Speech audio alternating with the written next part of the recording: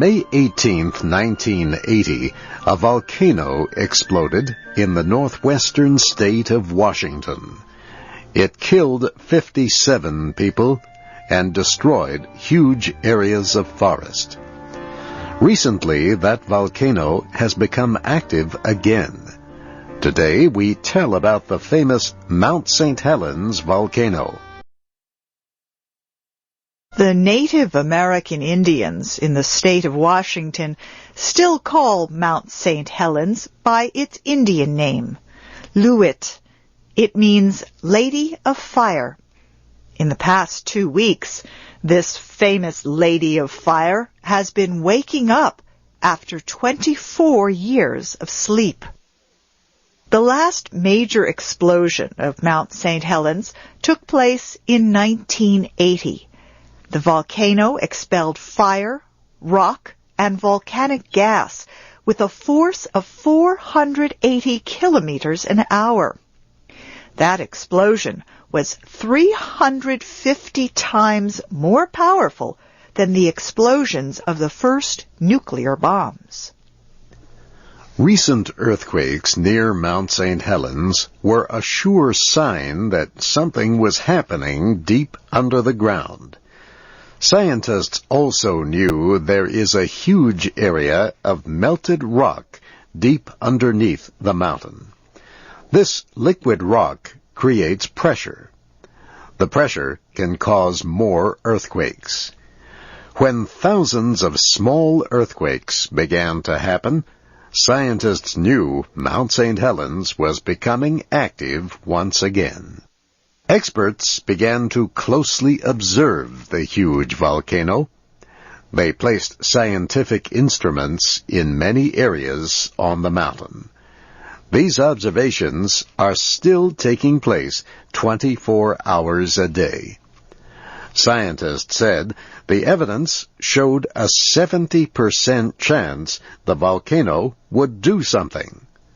They were not sure exactly what it would do, but they were sure it would not be anything like the huge explosion in 1980. Volcano experts first observed increased underground activity near the mountain on September 23rd. The experts said this activity continued to increase. This evidence led the experts to believe it might produce a volcanic event. Scientists observed more underground activity in the next few days. Then, the volcano expelled steam and ash thousands of meters into the air. Experts declared the volcano could once again be a danger. At first, they said the volcano was mostly a danger to aircraft. They said the ash could damage an aircraft's engines.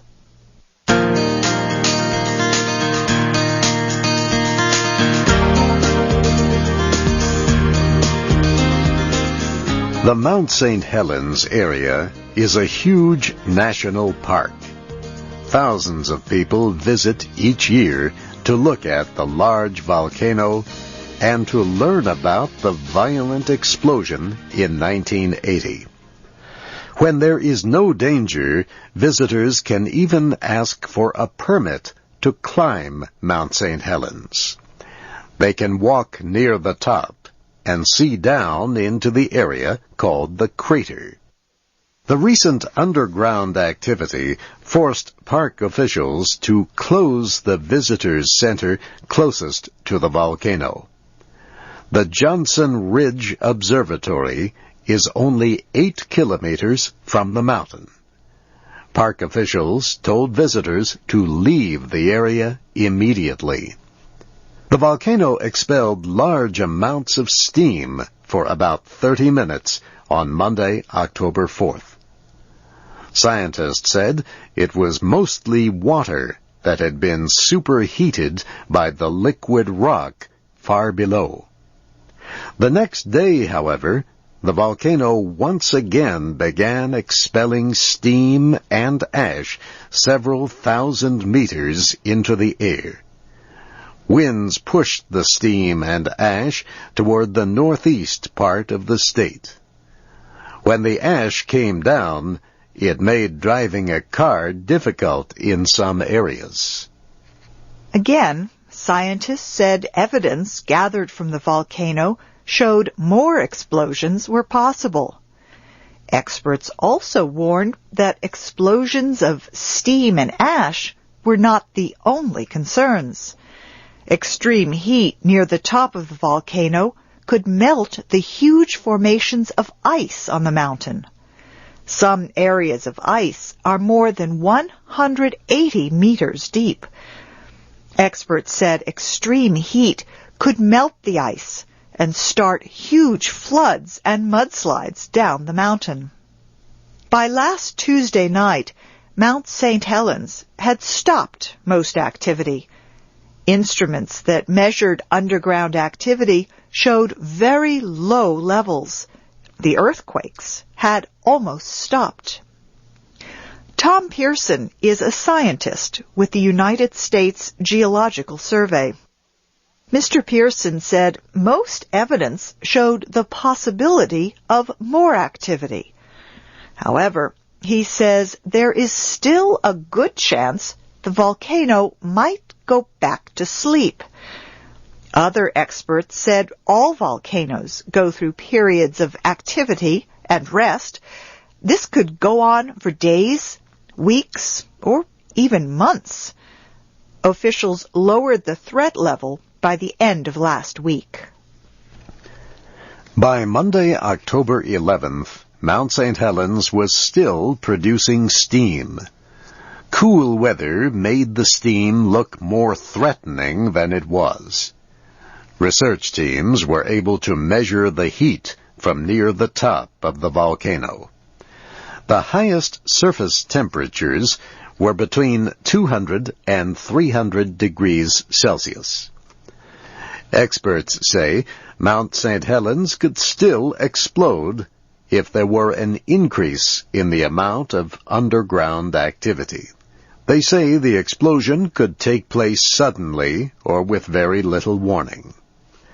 Experts say it is extremely difficult to tell what a volcano will do.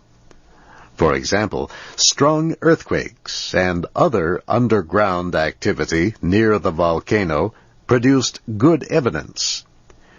Earthquakes under Mount St. Helens were measured at about 1 each minute for long periods last week. These were very small earthquakes, most measured only about 1 on the Richter scale. But volcano experts cannot always tell what this evidence means. They cannot tell when an earthquake will grow stronger, and they cannot always tell what the hot liquid rock called magma is going to do.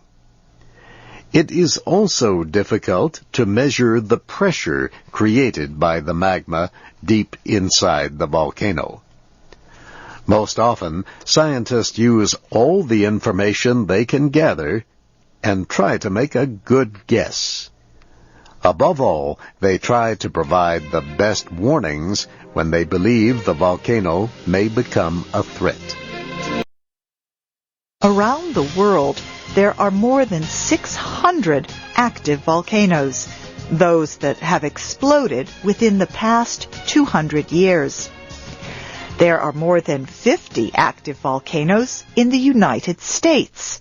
The most active ones are in the states of Alaska, Hawaii, California, Oregon, and Washington. There are 12 major volcanoes in an area of mountains called the Cascade Range. These are in Northern California, Oregon, and Washington. Volcanoes produce many different effects that can kill people and destroy property. Extremely large explosions can threaten people and property hundreds of kilometers away. Volcanoes can also affect the weather on Earth.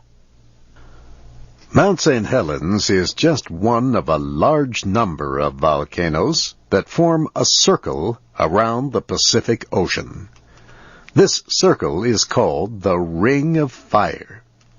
Beginning in Japan, the Ring of Volcanoes extends south through the Philippines and Indonesia to New Zealand. Across the Pacific, the ring begins again at the southern end of South America and extends north along the Pacific coast to Peru, Colombia, Mexico, and California. The ring stretches up the American Pacific coast to Alaska and then across to the Kamchatka Peninsula of Russia. The Ring of Fire includes about 3/4 of the world's volcanoes. Many of them have a tragic history of death and destruction. For example, in 1985, more than 25,000 people died as a result of the explosion of Mount Ruiz in Colombia. That volcano caused huge mudslides that covered many villages and towns. In Mexico, millions of tons of ash from El Chichon volcano killed more than 2,000 people in 1982. Recently, an earthquake in the central part of California measured 6 on the Richter scale. Scientists say that earthquake and volcanic activity at Mount St. Helens are not linked. However, they say the two events have a common cause.